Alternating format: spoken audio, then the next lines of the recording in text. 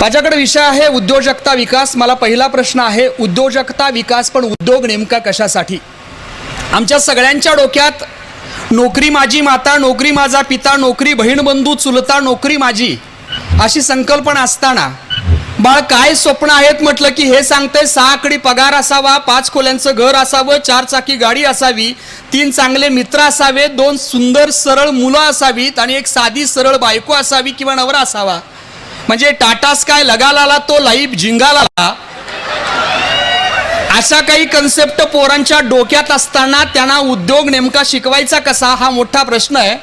कारण उद्योग जग पोरांना व्हा म्हटलं की त्याच्या डोक्यात एकच असतंय, त्याला नेहमी वाटतं उद्योजक व्हा म्हणजे किराणा दुकान टाकणं, पलीकडच्याचं बिचाराचं बरं चाललेलं असतंय, त्याच्या बाजूला हे टाकायचं म्हणजे त्याला 1 रुपये मिळत असेल तर त्याला 50 पैसे, याला 50 पैसे, आम्ही दोघं भाऊ दोघं मिळून खाऊ, नाही मिळालं तर, असा काहीतरी विचार असतो। आणि त्यामुळे उद्योजक करणं म्हणजे किराणा दुकान टाकणं एवढंच कुणीतरी डोक्यात ठोकून बसवलंय। किंवा एक नवीन ट्रेंड आलाय, उद्योजक होणं म्हणजे रेंटवर देणं। ह्याचं घर असते कोल्हापुरात मेन एरियात, कोणतरी येते सांगते मर्दा कशाला बसलायचं, एक काम कर, खाली गाळा काळकी, मग ते एक छान गाळा तयार करते, मग ते ह्याचं काय करायचं, ते रेंटवर दे, भाड्यानं दे, मग हे ठरवतंय भाड्यानं द्यायचं आणि व्यवसाय सुरू करायचं। दुसऱ्या राज्यातनं एक माणूस येतो, या भाड्याला भाडं देतो, व्यवसाय सुरू करतो आणि त्याच 10 बाय 10च्या रूम मध्ये एवढं पैसे कमवते की पुढच्या 10 वर्षात त्या मेन मालकाला विचारते, साहेब हे सगळं खरेदी देताय? साधी गोष्ट आहे, त्याच 10 बाय 10च्या गाळ्यामध्ये यानं साधं चिरमुरं जरी विकलं असतं तरी सुद्धा त्याच्या 7 पिढ्या खातील एवढे पैसे मिळाले असते। प्रश्न असा राहतो, आमच्या पोराच्या डोक्यात नोकरीची हवा जाणार कधी? आमच्या पोरांना व्यवसायाबद्दल अजून किती गांभीर्य यायची वेळ लागणार आहे? हाच प्रश्नांवर मी थोडंसं मत मांडणार आहे आणि मग माझ्या व्यवसाय संधीबद्दल सांगणार आहे। मित्रांनो, एक लक्षात ठेवा, इथून पुढचा काळ हा फक्त आणि फक्त एक काळ होता, जुना काळ बघा, ज्याला नाव होतं सॉइल कल्चर। सॉइल कल्चर म्हणजे ज्याची शेतीवर चांगली मदार, म्हणून शेतकऱ्याला राजा म्हटलं जायचं। शेती ज्याच्या मालकीची, नंतर सॉइल कल्चर गेलं, नंतर आला ऑइल कल्चर। ज्या देशाकडे तेल जास्त ते देश महासत्ता अशी एक संकल्पना तयार झाली। सगळे सौदी पासूनचे सगळे देश ऑइल कल्चर मध्ये मालामाल झाले। सॉइल कल्चर गेलं, ऑइल कल्चर गेलं, नंतर आलं नॉलेज कल्चर। ज्याच्याकडे नॉलेज आहे तो देश मोठा, अगदी युरोपीय खंडाने यात मदार मांडली। नंतरचा कल्चर आलं संगणक कल्चर, कम्प्युटर कल्चर, ज्याला टेक्नॉलॉजी म्हणतो। मित्रांनो, ते सुद्धा कल्चर थोडंसं पाठीमागं पडतंय। आता पुढचा प्रश्न आहे, इथून पुढच्या जगाला काय तारेल? तर त्याचं एकमेव उत्तर आहे, ते आहे बिझनेस कल्चर। जगायचं असेल, टिकायचं असेल, स्वतःला स्वाभिमानानं जगायचं असेल तर मला वाटतं इथून पुढच्या पोरांना व्यवसायाशिवाय पर्याय नाही, हे पहिल्यांदा लक्षात ठेवा। पोरांना एक उत्तर विचारतो, तुम्ही थोडंसं उत्तर द्या, थोडासा काय व्यवसाय त्याचं कारण शोधा। मी पोराला एकटा विचारलं परवा वर्कशॉप मध्ये, बाळ पगार किती पाहिजे? ते म्हणते कोटी। मी म्हटलं जिंकलाच भावा, तुला 1 कोटी मिळवून द्यायची जबाबदारी माझी। 1 कोटीचा जॉब मी तुला देतो, पण मला एका प्रश्नाचं उत्तर दे, जेव्हा एखादी कंपनी तुला 1 कोटी रुपये देईल तेव्हा त्या कंपनीला तू महिन्याला किती मिळवून देणार? तू 50,000 देणार आणि त्यांनी कोटी द्यायचं असं होत नाही रे भावा। किमान तुला 4 कोटी दिलं पाहिजेस, तेव्हा ती कंपनी 1 कोटी देईल। मग माझ्या प्रश्नाचं उत्तर आहे, तुझ्याकडं 4 कोटी कंपनीला मिळवून देण्यासारखं असं काय आहे ते मला सांग आणि मग कोटी माग। प्रश्न असा आहे मित्रांनो, आम्ही फक्त स्वप्न फुलवलेले, स्वप्न पूर्ण करण्यासाठीची एक सिस्टीमच आमच्याकडे नाहीये। थोडंसं गणित मांडतो, ज्याला गणिताचं चांगलं आहे त्याने विचार करा। मला सांगा, पोरा आपल्या एज्युकेशन सिस्टीम मध्ये 25 वर्ष शिकायला जातात, ही फॅक्ट आहे। 25 वर्ष पोरग शिकतयच। आता काय शिकतय नंतरची गोष्ट, 25व्या वर्षी पटकन सेटल होतं का पोरग? होतं। 25 ते 30 हा स्ट्रगलर पिरियड असतो, स्ट्रगलर करतं ते। 30व्या वर्षी वाटतं बापाला पोरग म्हातारा झालं, मग बाप लावून देतो लग्न। पुढची 5 वर्ष विसरायची, गुलाबी दिवस असतात ते। होतात वर्ष 35, मग 35ला हे जागा होतं आणि मग म्हणतो कुछ कर देंगे दुनिया हिला देंगे। 35व्या वर्षी स्वतः हलायला लागलेला असते। 35 ते 40 जोर लगा की हैशा। 40व्या वर्षी वाटतं झालं ना आता बस तू। संपलं 40 नंतर आयुष्य संपतं. मला एका प्रश्नाचं उत्तर द्या, गणित करा. 25व्या वर्षी किती जरी इंजिनिअरिंग झालं, डिप्लोमा झालं, तरी पोरग्याला पगार काय असेल सांगा अंदाजे किती? आवाज येत नाही आहे. किती? एक म्हणते 10, एक म्हणते 40, ज्याला 40 म्हणत हवटिका असू देत. वयाच्या किती वर्ष पोरग जॉब करणार हो? अंदाजे 60 वर्ष पोरं जॉब करणार. 25व्या वर्षी पोराला समजा मी 60,000 पगार धरला, हिशोब करा. 60,000 पगार 25व्या वर्षी. 60व्या वर्षी सुद्धा पोरग्याला 60,000 पगार. इन ऍव्हरेज हिशोब करा. एका महिन्याला 60, वर्षाला झाला किती? 7,20,000. वर्षाला 7,20,000. 35 वर्ष पोरग काम करणार. हिशोब किती होतोय? 2,82,00,000. याची स्वप्नच आहेत किमान 12 कोटीची. प्रश्न असा आहे, आता हे 60,000 मिळाला तर, मिळालं टिकला तर, ती गोष्ट नंतरची.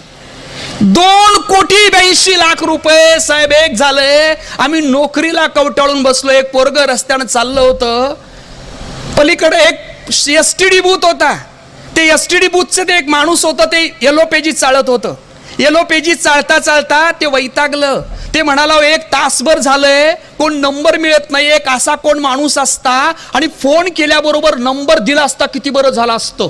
या पोरग्यानं तेवढंच ऐकलं, फोन केल्याबरोबर नंबर द्यायचा.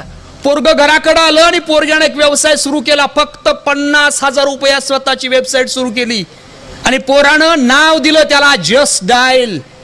फोन केल्याबरोबर देशातल्या या माणसाचा याला नंबर द्यायचा, याचा नंबर त्याला द्यायचं, नंबर देणं एवढा धंदा करतोय. आज त्या पोराचा वर्षाचा टर्नओव्हर आहे 8,000 कोटी रुपये. लई पैसे असतात ते. 1 कोटी, 2 कोटी, 100 कोटी, 200, 1,000, 8,000 कोटी. त्याचा ब्रँड अम्बॅसिडर आहे अमिताभ बच्चन. सोच बदलो सितारे बदल जाएंगे. आणि आमची उदबत्ती कितीची आहे? 2,82,00,000. मला सगळ्यांना सांगायचं आहे मित्रांनो, आपल्या आयुष्यातली स्वप्न, आपल्या गरजा, आपल्या बरोबरच्या आयुष्यातल्या माणसांची सुख, ही सगळी व्यवसायात असतील तर मला सांगायचं व्यवसायाशिवाय पर्याय नाही. आणि आज लिहून देतो, इथून पुढे किमान 10 वर्षात प्रत्येक घरामध्ये 1-2 बिझनेसमन झालेच पाहिजेत. त्याला पर्याय नाही. त्याचं उत्तर सांगतो, जगाची इकॉनॉमी. विचार करा. चला मला सांगा, या जगामध्ये 1945ला एका देशावर बॉम्ब पडले होते. 2 ठिकाणी बॉम्ब पडले. कुठला देश? जपान. हिरोशिमा आणि नागासाकी. प्रचंड विध्वंस होता बरं का. अक्षरशः त्या पुस्तकात लिहिले की माणसं रस्त्यानं चालली ना, माणसांची अशी राख व्हायची आणि ती हाडं खाली पडायची. काही माणसांनी त्या उष्णतेपासून वाचण्यासाठी याच्यात समुद्राच्या पाण्यात उड्या मारल्या. 3ऱ्या सेकंदाला अशी मडी वर आली, पाणी उकळायला लागलं होतं. इतकी हिट. त्या देशाकडे ऑप्शन होता, शेती नाहीच करू शकत. का? प्रचंड करपून गेले. दुसरा ऑप्शन होता नोकरीला लावायचं. पण नोकरी कशी आहे? 3रा ऑप्शन निवडला त्याने. त्याचं नाव होता बिझनेस एन्व्हायरमेंट तयार केलं. घराघरात बिझनेस शिकवला. गव्हर्नमेंट सिरियस झालं. गव्हर्नमेंटने वेगवेगळ्या योजनांच्या माध्यमातून त्यांना बिझनेस शिकवला आणि त्याचा पर्याय असा झाला, परिणाम तुम्हाला 2018ला या जगातला आणखीन एक माणूस आहे, तो हुकुमशाह, ज्याचं नाव आहे किम जोंग, उत्तर कोरियाचा. त्यानं त्या जपानला सांगितलं, पुन्हा तुमच्यावर 2 बॉम्ब आम्ही टाकू. त्यावेळेला जपानचा अध्यक्ष होते शिंजो आबे. ते काय बोलले नाहीत बरं का, ते गप्प बसले. कोण बोललं माहिती आहे का? आमचा ट्रम्प तात्या. अध्यक्ष होते ट्रम्प त्यावेळेला. ट्रम्प तात्या काय म्हणाले, जर तुम्ही उत्तर कोरियाने जपानवर बॉम्ब टाकले तर उत्तर कोरियाला जगाच्या नकाशातनं नेस्तनाबूत करू. मला साधा प्रश्न विचारायचा आहे, 1945ला जपानवर बॉम्ब कुणी टाकला होता? अमेरिकेनं. त्याच अमेरिकेचा राष्ट्राध्यक्ष जपानच्या बाजूने उभं राहतो असं का? त्याचं उत्तर आहे मित्रांनो, जपाननं जगाच्या इकॉनॉमीला कनेक्ट केलंय. घराघरात बिझनेसमन आहे, घराघरात एंटरप्रेन्योरशिप आहे. पोरग शाळेतनं घरात आल्यानंतर एखादं कम्प्युटरचं गॅजेट तयार करतं. आपल्याकडं जसं तांदूळ निवडणारी महिला सापडते, तिचं एखादे रोबोटचे वेगवेगळे पार्ट तयार करणाऱ्या महिला घराघरात दिसतात. घरात जोडून घेतलंय जगाच्या इकॉनॉमीने. सांगितलंय आमचा देश संपवा, पण एक लक्षात ठेवा, आमचा देश संपला तर जगाच्या इकॉनॉमीमध्ये अर्थक्वेक होईल, एवढं सामर्थ्य जपाननं तयार केलंय. मला एकच सांगायचं आहे, त्याच्यानंतर 2 वर्षानंतर, वाजवा टाळ्या, वाजवा वाजवा, काही जण टाळ्याच वाजवत नाहीत, हे बघा असं करतात. मित्रांनो, टाळी नावाची गोष्ट अशी आहे ना, ती लय प्रामाणिक आहे बरं का. किती टाळ्या वाजवल्या असतील आतापर्यंत तुम्ही? 100, 200, 300, 400 लिहून ठेवा इथून पुढे. चला, ह्याच्यासाठी एवढ्या वाजवल्या, ह्याच्यासाठी एवढ्या वाजवल्या. तुम्ही कधी एक बिझनेसमन म्हणून इथे याल का नाही, आणि ह्यांच्या हातचा तुमचा सत्कार होईल ना, तेव्हा तुम्हाला मिळालेल्या सगळ्या टाळ्या चक्रवाढ व्याजानं परत मिळतात. त्यामुळे टाळ्या वाजवा म्हटलं की सुट्टी द्यायची, वाजवायच्या. वाजवा स्टार्ट. प्रश्न आता बघा माझा, 1945 नंतर 2 वर्षांनी आमचा देश स्वतंत्र झाला.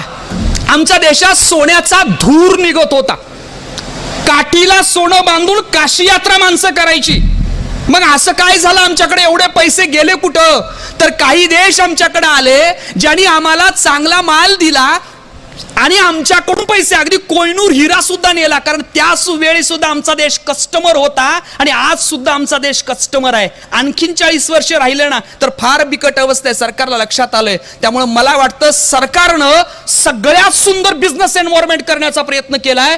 सगळ्यात पहिल्यांदा सरकारनं काय केलं तर सरकारनं जेवढे रिस्ट्रिक्शन होते तेवढे काढून टाकले. 1991ला स्वतःची पॉलिसी चेंज केली. त्याच्यानंतर वेगवेगळ्या उद्योगांसाठी मदत करायचं धोरण अवलंबलं. सरांनी खूप सुंदर सांगितलं, PMRY आहे, CMFG योजना आहे, मुद्रा लोन योजना आहे, वेगवेगळ्या महामंडळाच्या योजना आहेत. सरकारनं माणसांना पायघडे अंतरलेत. त्याने सांगितलंय, बाळांनो व्यवसाय करा, कारण त्यांना माहित आहे कस्टमर तयार करणारा देश नाही करायचा इथून पुढं, विकणारा, मार्केटिंग करणारा, स्वतःचा माल पोचवणारा देश तयार करायचा आहे. मला असं सांगायचं आहे, जागतिक एन्व्हायरमेंटमध्ये टिकायचं असेल ना तर उद्योगाला पर्याय नाही. उत्तर एकच, बाळांनो, उद्योग शिका, व्यवसायाच्या बाराखड्या शिका आणि सगळ्यात महत्वाचं गोष्ट स्वतःचं माइंडसेट तयार करा. मला बिझनेसच करायचा आहे. काय अडचण असते बिझनेसमध्ये? काय असते अडचण बिझनेसमध्ये? का पोरं करत नाहीत ग्रामीण भागातली? का मराठी माणसं करत नाहीत?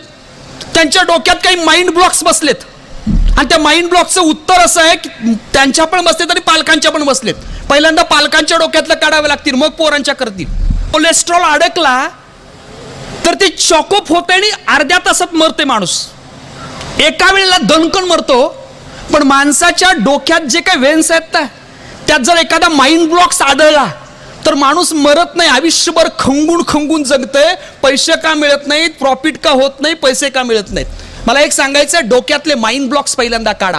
काय डोक्यातले माइंड ब्लॉक? बिझनेस करताना पहिला माइंड ब्लॉक्स आहे, बिझनेस करायचा असेल तर पैसा लागतोय, पैशाशिवाय बिझनेस होत नाही. कुणीतरी ठोकून बसवलं डोक्यात.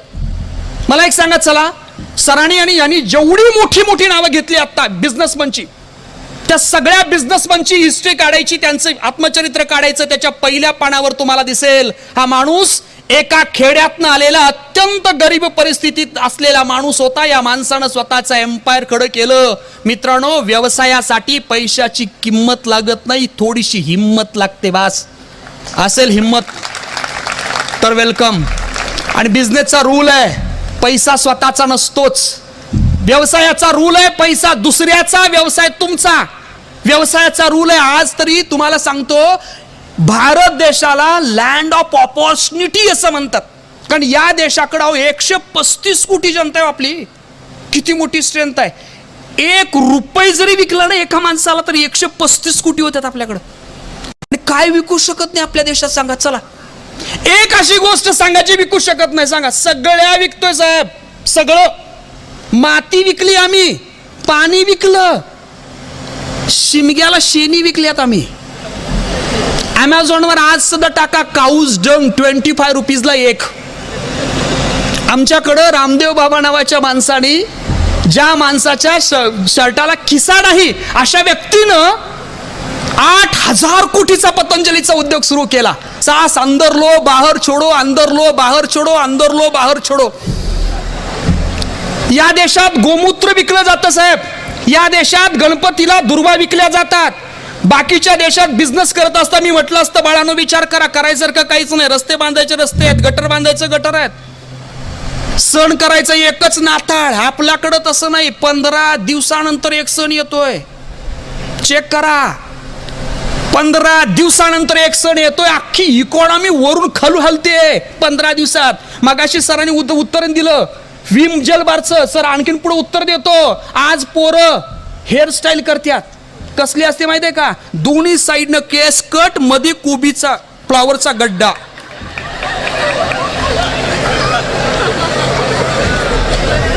या रोपवाटिका संवर्धनासाठी सर जेवढे पैसे एका तालुक्यात, एका राज्यात, आमची अख्खी मला वाटते पाकिस्तानची इकॉनॉमी 2 वेळा खरेदी होईल, एवढे पैसे या रोपवाटिकेत जातात. यांना खूप हसू येतंय. मी रूप संवर्धनावर बोलत नाही. अनेक देशाच्या इकॉनॉमी त्याच्यावर जातील. एक सांगायचंय, हा देशात प्रचंड संधी आहे हो. फक्त एक गोष्ट आहे, विकणारा माणूस पाहिजे. आमचा आजचा विषय कृषी उद्योजकता विकास. पोरांनो, ज्या शेतीला आम्ही नावं ठेवली, ज्या शेतीपासून आम्ही लांब झालो, आम्हाला वाटतं या देशात शेती करणं म्हणजे वाईट आहे असं वाटलं, तुम्हाला पटणार नाही. या देशातला एक्सपोर्ट करण्याची एकमेव ताकद जर कशात असेल तर ती शेतीत आहे. शेतकऱ्याशिवाय कुणाच्या बापात हिंमत नाही ते विकण्याची. म्हणून माझं मत आहे, वावर आहे तर पावर आहे. हे वावर जपा पोरांनो. 1,500, 2,000, 10,000, 15,000, 20 साठी दुसऱ्याची चाकरी करण्यापेक्षा स्वतःच्या दारात कुबेर उभा करू शकतो जर आम्ही शेतीला योग्य ओळखलं तर, शेतीचं महत्व समजावून घेतलं तर. आणि महत्वाची गोष्ट, समाजातली जी डिमांड आहे ती ओळखता आली पाहिजे. विचार करा, आम्ही किती भाज्या खातो आता?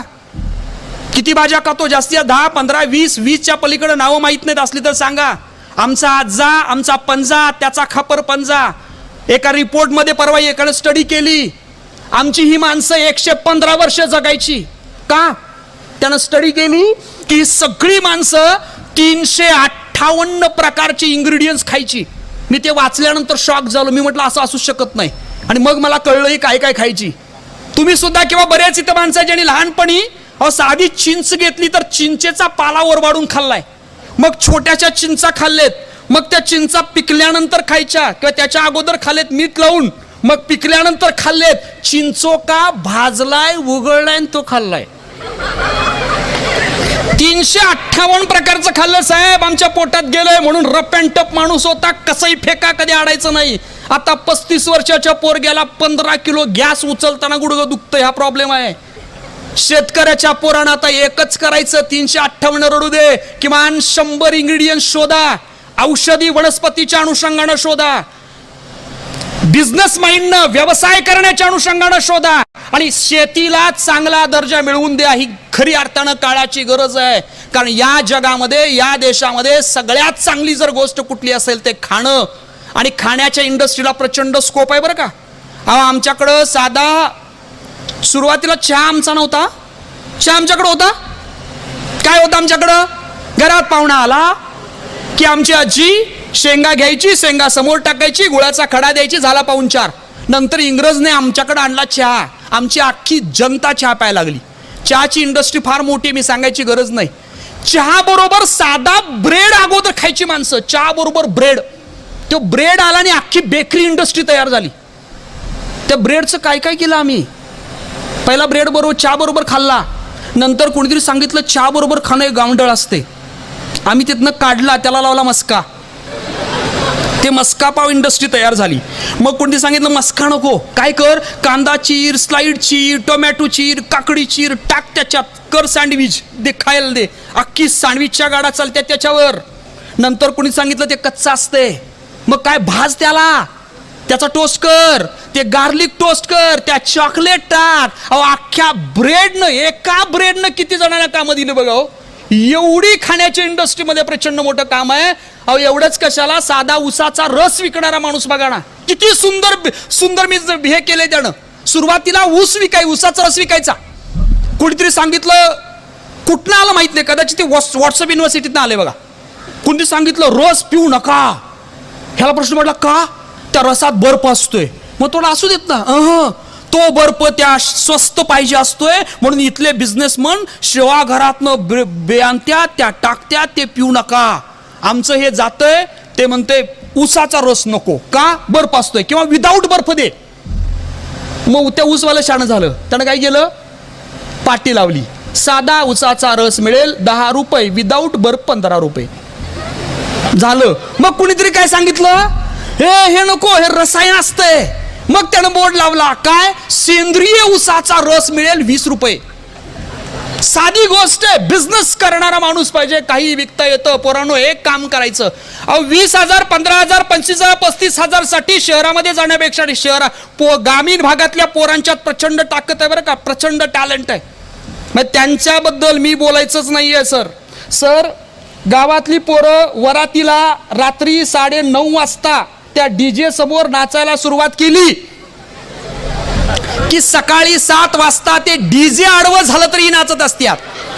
एवढी प्रचंड एनर्जी आहे सर यांच्यात. फक्त एकच आहे, ती चुकीच्या ठिकाणी चालली आहे. जुन्या काळात प्रश्न होता स्वातंत्र्य सैनिकांना देश कसं मिळवायचं, घर कसं सुधारायचं. आजचा पोरांना प्रश्न आहे 1.5 GB सपवायचा कसा.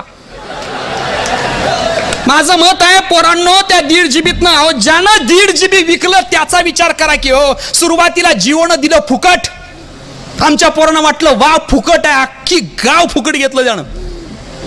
बस बगल तिकडं नेट हो, फुकट फुकट फुकट फुकट. 1 वर्ष फुकट दिलं, कस्टमर केले 20 कोटी. आणि त्याच्यानंतर सांगितलं त्यानं आता 399चा रिचार्ज मारायचा. पोरांनो, जरा सिरियसली विचार करा. 20 कोटी देशातले कस्टमर आहेत समजा जिओचे. 20 कोटी गुणिले 399 रुपये. मी तुम्हाला कॅल्क्युलेटरनं आकडे मारा म्हटलं ना, मी लिहून देतो. तुमच्या कॅल्क्युलेटर मध्ये पैसे मावत नाहीत पोरांनो, एवढे पैसे महिन्याला मिळवते ते.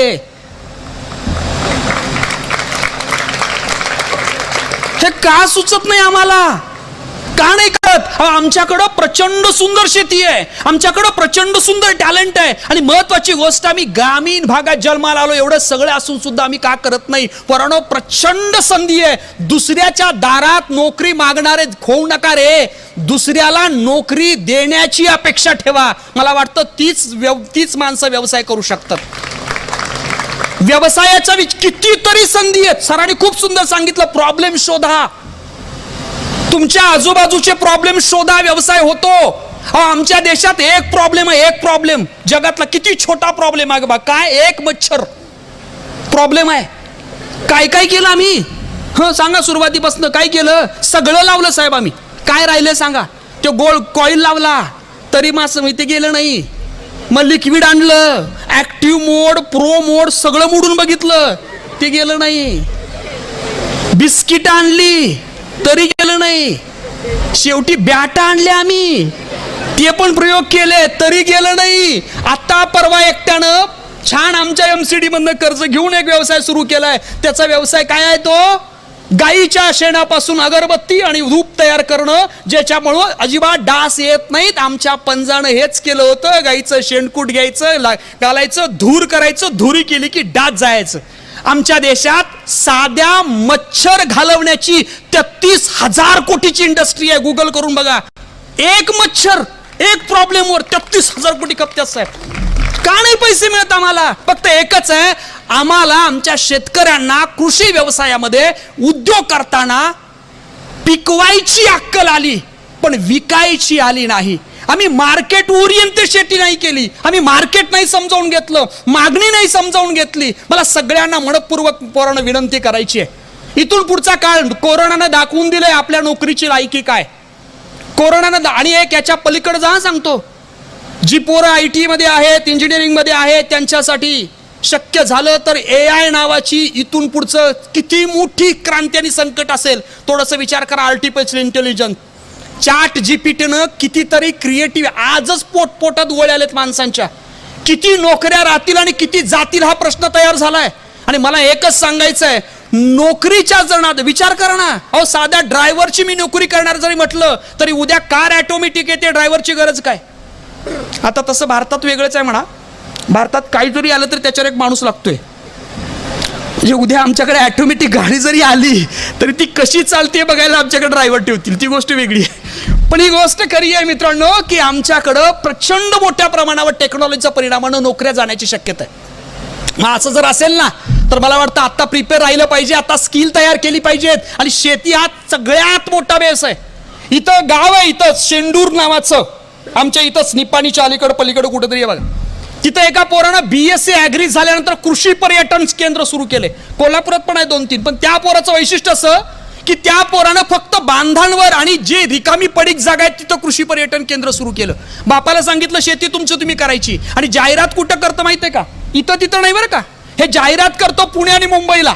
ज्यांचा पगार कोटीच्या वर त्यांना जाहिरात, त्यांच्याशिवाय नाही. यानं छान MBA झालेली पोरं निवडलेत, चांगली अशी छान कंपनीचं नाव दिलंय, छान ब्रँडिंग केलंय, कोटीचा वर पगार त्यांनाच. त्याचं पहिलं असते टेन्शनमध्ये आहेस काय, त्यांचं उत्तर काय असेल? कोटीच्या वर असतात ते असतात टेन्शनमध्ये. फॅक्ट आहे. कारण ती अहो विचार करा, प्रचंड कधी ती शारीरिक टेन्शन आहे, मानसिक टेन्शन आहे, हेक्टिक आहे. पुणे आणि मुंबईमधले तरी प्रचंड आहे. आणि त्यांना एक सांगितलं की आमच्याकडे या स्ट्रेस रिलीज सेंटर अशी एक वेगळी कन्सेप्ट आणली आहे. निवांत यायचं, घरातलं बायका मुलं सगळ्यांना घेऊन या, 4 दिवस राहायचं. पोराला वर्गात शिकवतात CBSCच्या प्लगिंग, खुरपायचं कसं ते अंत येतं. दिस इज अ खुरपा, काय खुरपायचं खुरपा.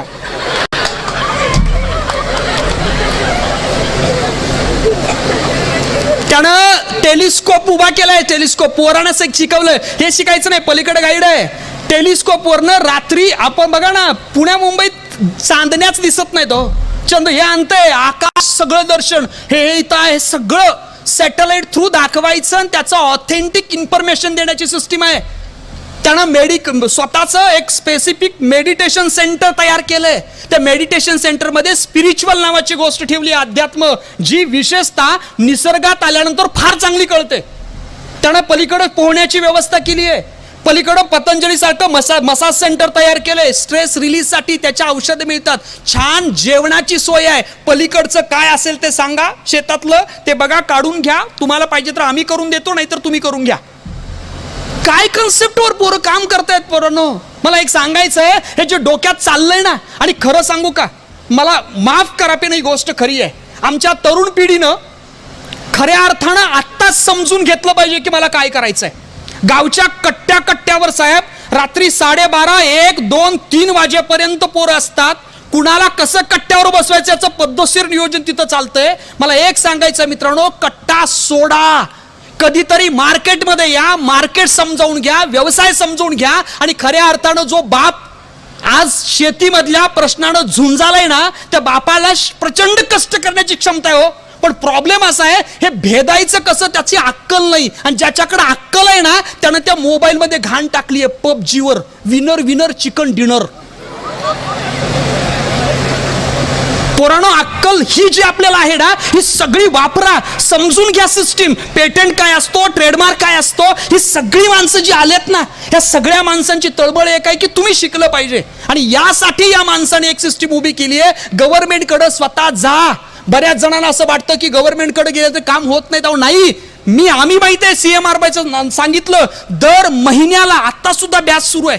किमान प्रत्येक बॅचेसला 40 माणसं असतात. दरवर्षी किमान 700-800 माणसांना कर्ज 35 लाखापर्यंत दिलं जातं. घेणारी सुद्धा माणसं आहेत. पण दुर्दैव एवढं आहे की आम्ही ती घ्यायला आलेलोच नाहीये, कारण आमचं काहीच पडलं नाही, कारण आम्हाला प्रश्नच पडत नाहीयेत. मित्रांनो, प्रश्न पडले पाहिजेत. इथून पुढच्या 10 वर्षाचा करिअरचा विचार करा तुम्ही. मी डायव्हर्ट नाही करत तुम्हाला, पण मी हे सांगतोय, जरी समजा कुठल्याही क्षेत्रामध्ये असाल, तुम्ही कम्प्युटर असाल, IT असाल, इंजिनियर असाल, कुठल्याही सेक्टरमध्ये असाल, त्या सेक्टरमध्ये व्यवसायाचा जर विचार केला तर मला खात्री आहे की व्यवसाय 100% होतो, मोठा होतो. 5 प्रश्न घेतो सर, मला वेळ आहे ना, 5-10 मिनिटात संपवतो. काय बघा विषय आहे, तर विषय एक आहे की आपल्याला कसं शोधायचा बिझनेस. आता ठीक आहे, माइंडसेट झालं माझं तयार, सर आम्ही व्यवसाय करतो, पण आमचा प्रश्न आहे शोधायचा कसा. आमच्या डोक्यात कुणीतरी घातलंय काय माहितीये का, कॉपी करायचं. ते लहानपणापासूनच आम्ही करतोय. तुकाराम 2 मार्काला, ज्ञानेश्वर 3 मार्काला, बहिणाबाई ऑप्शनला, एवढंच कर बघ पास होतीस. माझं मत आहे पोरांनो, व्यवसाय करायचा असेल कॉपी करू नका. ह्याचा बघायचा, याचं आमचं ठरलंयच. कुणाचं चांगलं चाललंय त्याचं आम्ही जाऊन कॉपी करायचं. आमच्या MCDच्या कार्यक्रमाला मध्यंतरी 3 पोरं आली होती. पाठीमागं आले, मस्त ड्रेस, परफ्यूम, अख्खा रूममध्ये परफ्यूम असं घुमत होता. ती कशासाठी आली ती माहिती आहे का? एक त्यांचा व्यवसाय, एक विषय होता बंदिस्त शेळी पालनाचं प्रशिक्षण. शाना बघूनच मी उडालो. मी म्हटलं तुम्ही बंदिस्त शेळी पालन करणार? ते म्हटलं होय. वडील काय करतात? त्यावेळेला सरकारी नोकरी आहे. शेती आहे का तुमची? तेव्हा आहे की गावात? केलंय का कधी? नाही, गेलो नाही कधी. बरं, शेळी माहिती आहे काय? हा, बघितली आहे. मग तू शेळी बघितली आहे, तू शहरात राहिलायस, एवढा परफ्यूम मारून येतोयस, बुलेट घेऊन येतोयस, आणि तू बंदिस्त शेळी पालन करणार? ते म्हणते हा करणार की सर. म्हटलं का रे? ते म्हणते सर ह्याच्यात लय पैसा आहे हो.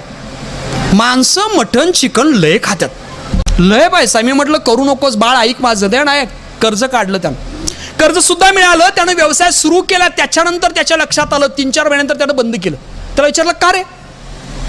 ते सांगितलं सर ते शेळी आणि ते घाण शेणामुताचा वास सर, ॲलर्जी व्हायला लागली हो. डॉक्टरनं सांगितलं. अरे मी म्हटलं, मी पहिल्यांदा सांगितलं होतं, तू जो परफ्यूम मारतोयस त्याच्यापेक्षा डेंजर परफ्यूम त्याचा असतोय र.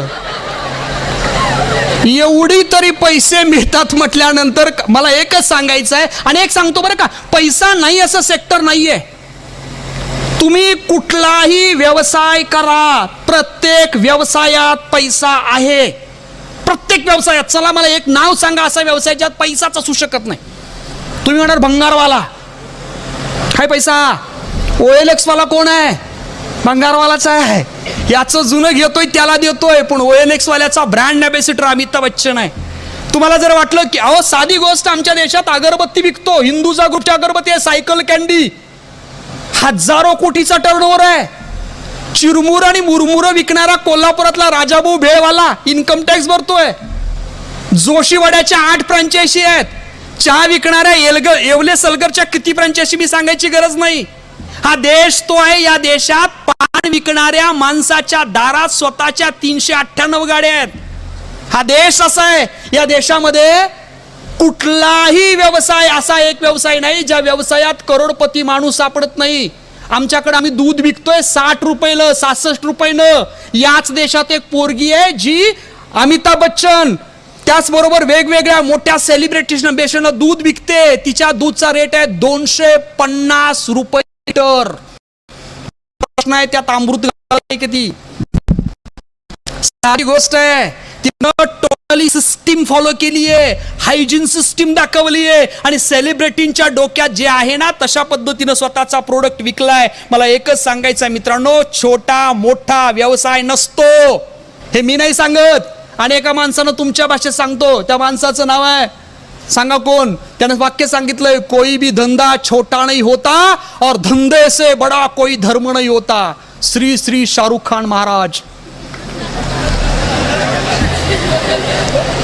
ही फॅक्ट आहे मित्रांनो, खरी गोष्ट आहे. कुठलाच व्यवसाय छोटा मोठा नाही, फक्त व्यवसाय करणारा माणूस पाहिजे. विचार करा, मध्यंतरी मी दिल्लीला गेलो होतो. किती छोटे व्यवसाय बघा. दिल्लीला मध्ये एक संसदेपर्यंत मला जायचं होतं. हॉटेलमधनं खाली उतरलो. हॉटेलमधनं उतरल्याबरोबर, आम्ही कोल्हापूरची हो, त्या पलीकडच्या माणसाला विचारलं ॲटो मिलेगा क्या? ते म्हणते ॲटो ओला कीजिए ना. मी म्हटलं ओला? मला ओला काय माहित नाही. ते पुढच्या, मला वाटलं माझं चुकलंय, पुढच्याला विचारलं साहेब ॲटो मिलेगा क्या? ते म्हणते ओला कीजिए ना. मला कन्फ्यूज. मग त्यानं सांगितलं काम करा, ॲप डाउनलोड करा. मी ते ॲप घेतलं. मग मला कळालं ही कॅब सर्व्हिस आहे. अख्ख्या माझ्या आजूबाजूला 40-50 कॅब त्याच्यावर दिसत आहेत. मी एक मिनी सिलेक्ट केली. मला त्यांनी स्विफ्ट डिझायर दाखवलं. 180 रुपये. मी म्हटलं डन. 3ऱ्या मिनिटाला ती गाडी कशी येते ते मला GPS वर दिसतंय बरं का, दिसतंय मला. ती गाडी 3ऱ्या मिनिटाला माझ्या समोर. ते ड्रायव्हर उतरलं, पलीकडनं आलं, त्यानं दणकन दरवाजा उघडला. मला असं आतनं भरून आलं राव. 180 रुपये देतो मी त्याला. मी आत बसलो. पहिल्यांदा जाणार, टोटल एअर कंडिशन आहे. मग त्यानं विचारलं साहेबजी न्यूजपेपर चाहिए क्या? मी म्हटलं मी मराठी बोलतोय. त्यानं दिल्लीत मला दिव्य मराठी नावाचं वर्तमानपत्र दिलं बरं का. मी म्हटलं मी वाचलंय, नको. मग म्हणाला साहेबजी तो स्क्रीन आहे ती खाली करा, त्याच्यावर तुम्हाला TV नेट कनेक्ट आहे त्याला, चित्रपट बघा, गाणी ऐका, काय बघायचं बघा. मी म्हटलं मी नाही बघणार.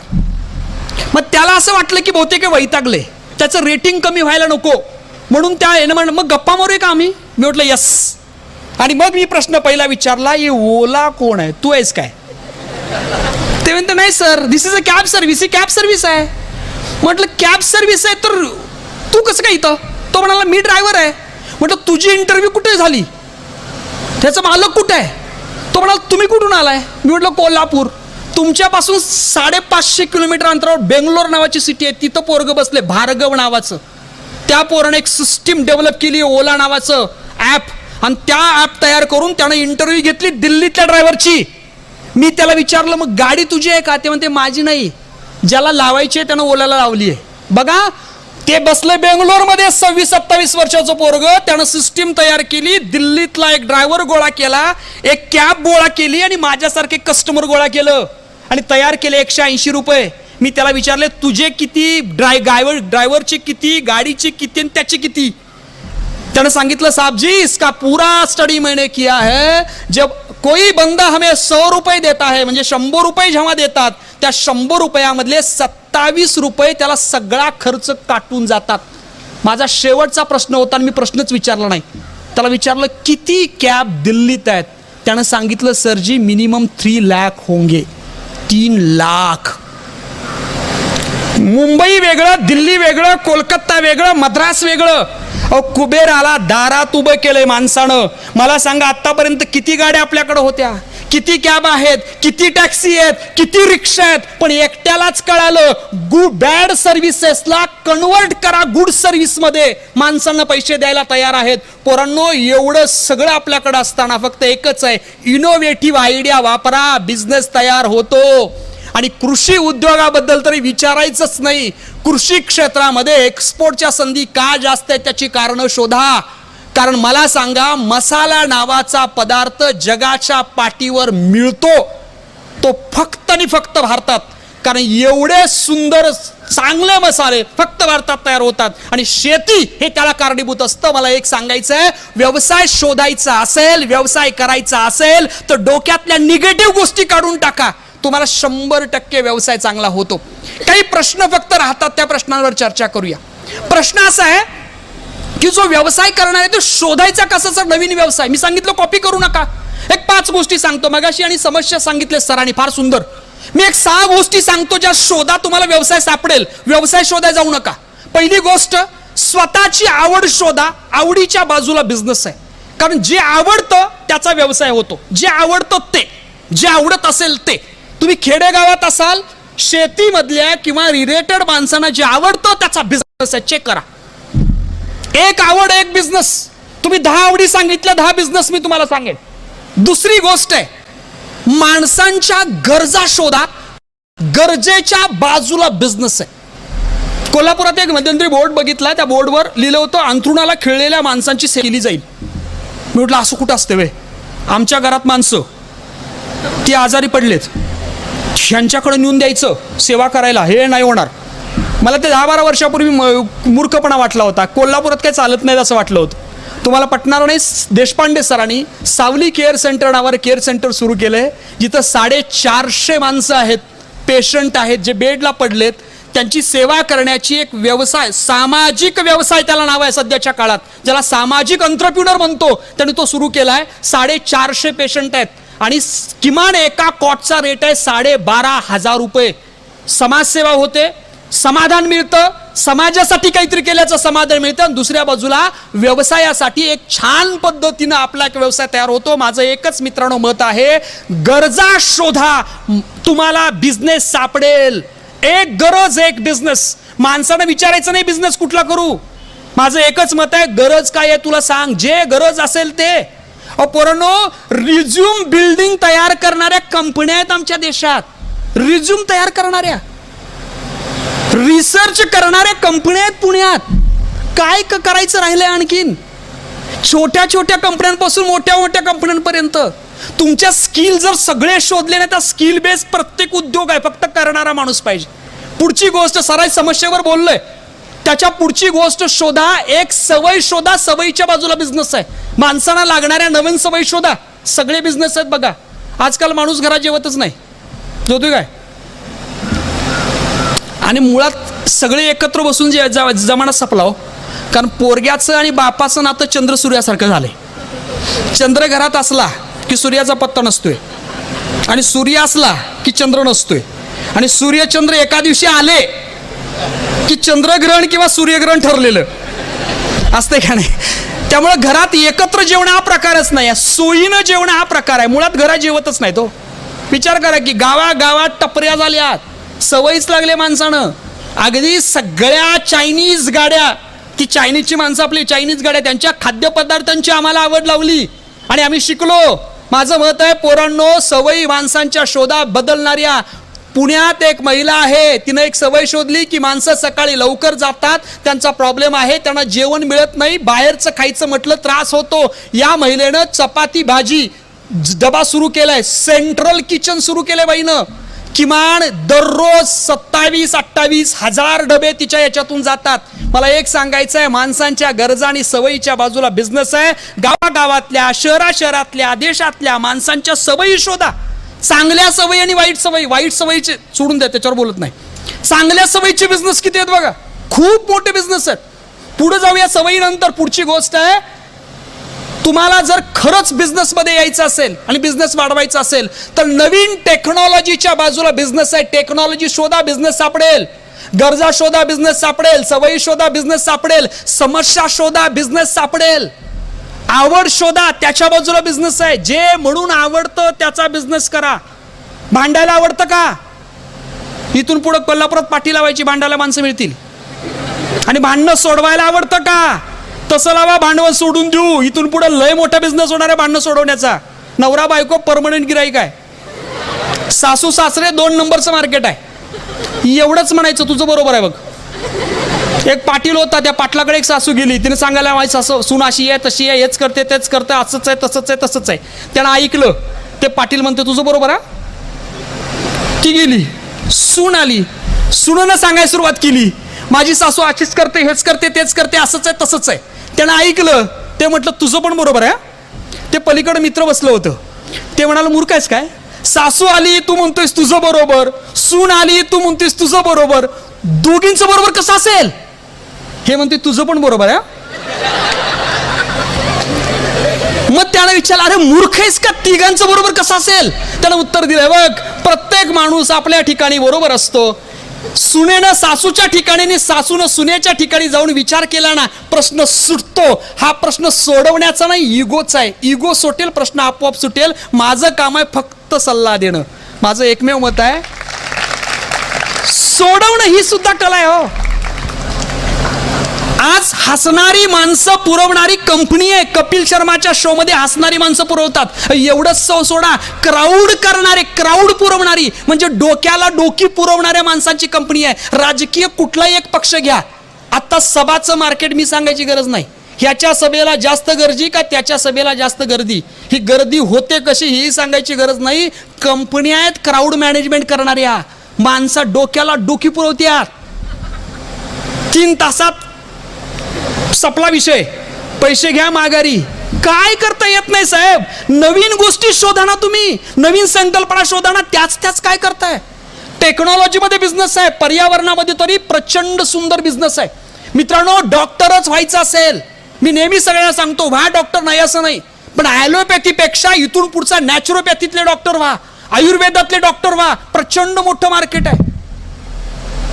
काही औषधं अशी आहेत, काही हे आलेत की विना औषध व्यवसाय करू शकता, विना औषध उपचार करू शकताय. हे सगळं आमच्या देशातलं डेव्हलप झालं.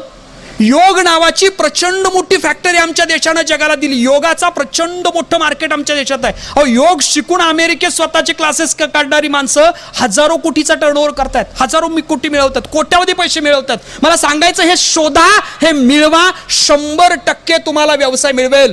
फक्त एकच शेवटची गोष्ट सांगतो, खूप जणांना बोलायचं आहे. ते कसं असतं, अर्धा तास बोललो की त्याला भाषण म्हणायचं, तासभर बोललो की ते व्याख्यान असतं, त्याच्यानंतर जास्त वाढलं की तो तमाशा होतो. त्यामुळे योग्य वेळेला थांबलं पाहिजे, याची जाण ठेवून फक्त एवढंच तुम्हाला सांगतो मित्रांनो, व्यवसाय करणं ही प्रत्येकाच्या काळाची गरज आहे. लक्षात ठेवा. सगळ्या पालकांना एक विनंती आहे की स्वतःच्या पोराला कुठलंही स्वतःचं पोरग असेल तर व्यवसायाची सगळी कौशल्य त्याला किमान आली पाहिजे, त्याची काळजी घ्या. अहो आज बाप पोराला काहीच शिकवत नाही. शाळेत कुणी जायचं ठरवतोय कोण? बाबा. क्लासला कुठलं जायचं ठरवतोय कोण? आई बाबा. पोरग्यानं कुठला शर्ट घालावा ठरवतोय कोण? आई बाबा.